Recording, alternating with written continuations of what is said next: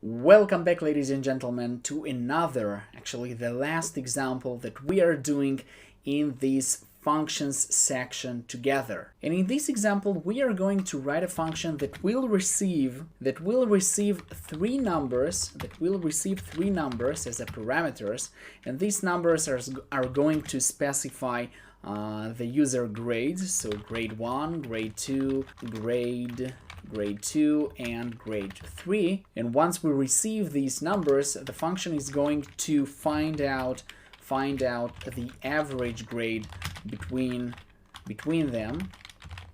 Okay, and once it's done, the function is going to return this average. So I hope that's clear. Let's move on to how we actually implement it. So we know that the function is going to return something, and this return type is going to be, let's say, an integer or a floating point. Actually, I would go with a floating point because we are calculating an average between, even if these numbers are of an integer type, we are calculating the average, and the average is probably going to be of a floating point type. So that's why we are doing float, and we specify the name of the function, which is find average. And now all that we do is to specify that the function receives three grades, so int grade 1, int grade 2, and int grade 3. That's it. Now we are going to specify the function's body, and it's very simple. We are just creating a float type variable to hold the average, and we'll call it average or avg, whatever you like. And we can say that avg equals to grade 1, right? We sum up all the grades, grade 2 plus grade 3, and all of this we divide by 3.0, right? Because we want the result to be of a floating point type, and this is kind of casting between instead of using just 3, we are using 3.0. We discussed it in one of our previous lectures. So the result is going to be of a floating point type, and we are going to return this average. So return avg, and that's it. That's basically the whole thing that this function does.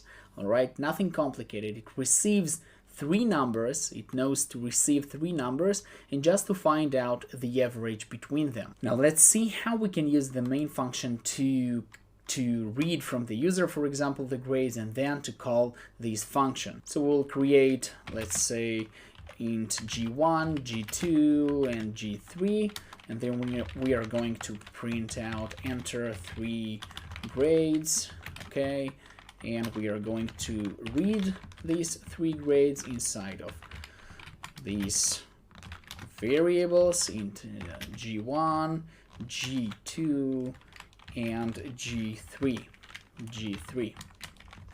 Okay, is that clear? And now what we want to do is, we know that we have a function that finds the average. We don't need to find and calculate the average here. We can use some specialist that we've created to find the average. He is responsible of all of this operation. So we can say that, let's use it in just one line.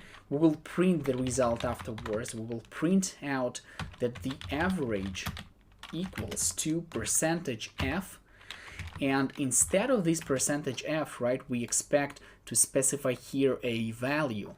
So what value should we write here?